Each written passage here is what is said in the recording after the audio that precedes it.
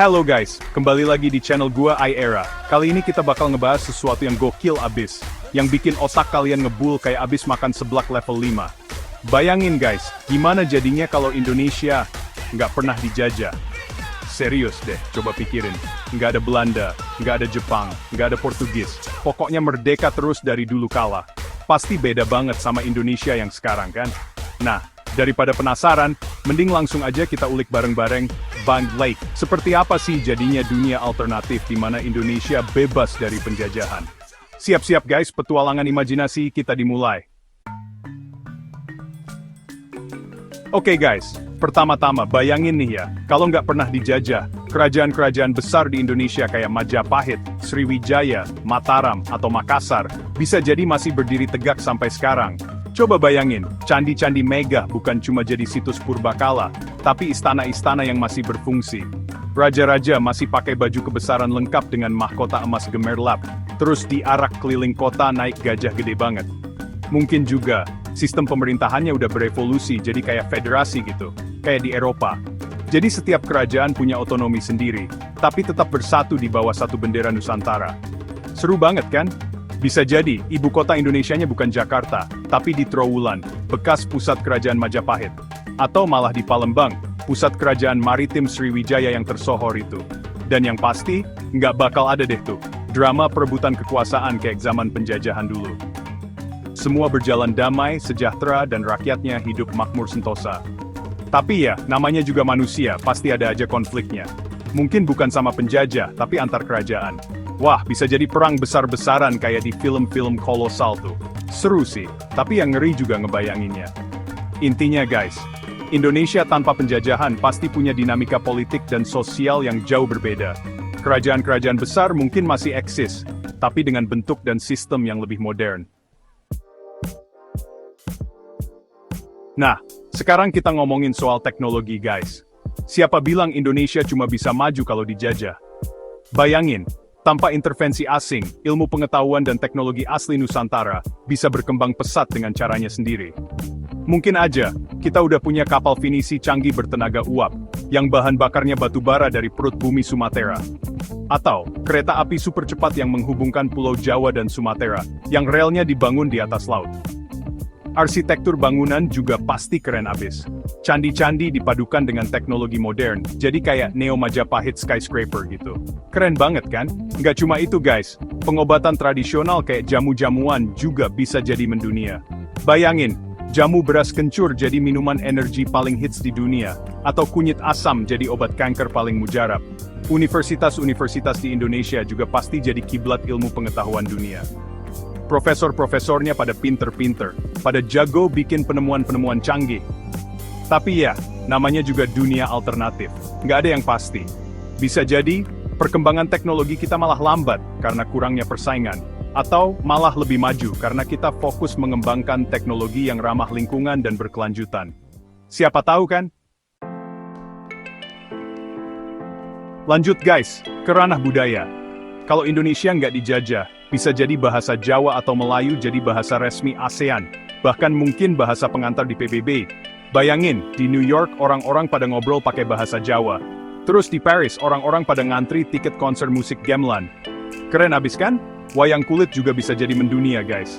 Bayangin, Gatot Kaca jadi superhero sepopuler Superman atau Batman.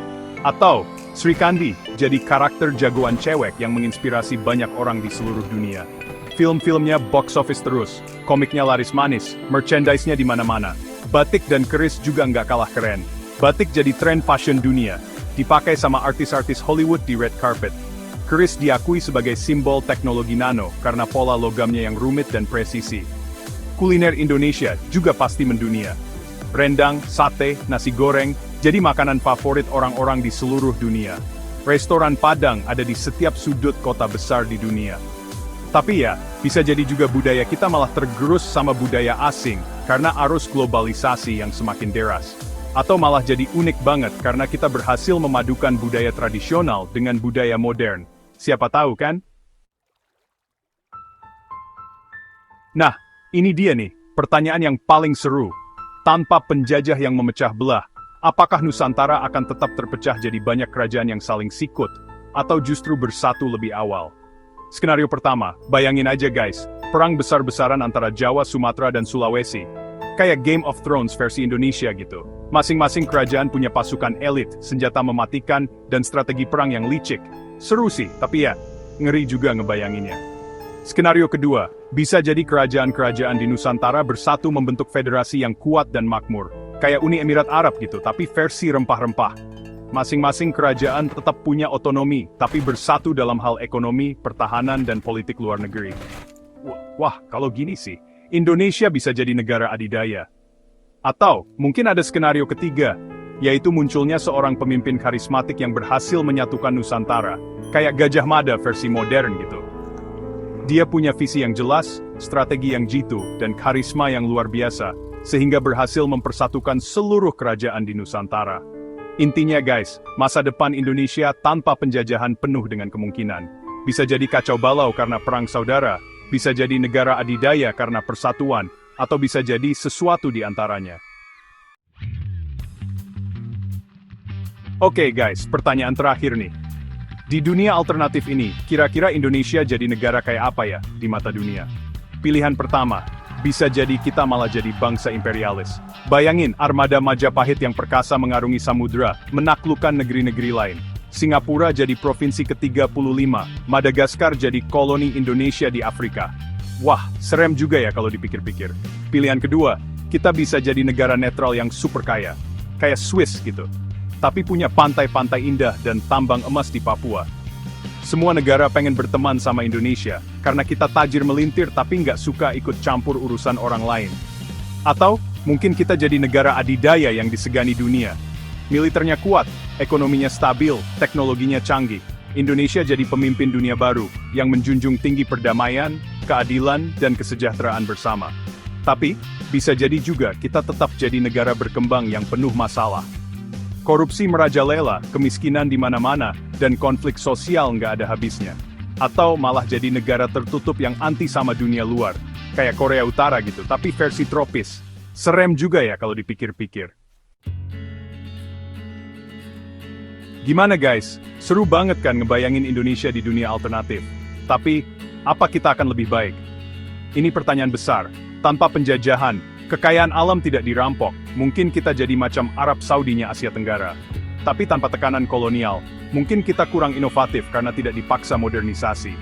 Atau justru kita lebih maju karena punya jalur perkembangan alami? Susah juga ya, menebak-nebak jalannya sejarah. Penutup, dunia yang hilang. Sejarah tanpa penjajahan adalah Nusantara yang perkasa, penuh petualangan, intrik kerajaan, dan teknologi unik. Tapi entah apakah kita akan lebih maju, atau justru terjebak dalam konflik abadi. Satu hal yang pasti, Indonesia punya potensi luar biasa, baik di masa lalu, masa kini, maupun masa depan. Kalau menurutmu, seperti apa Indonesia jika tak dijajah? Tulis di kolom komentar ya.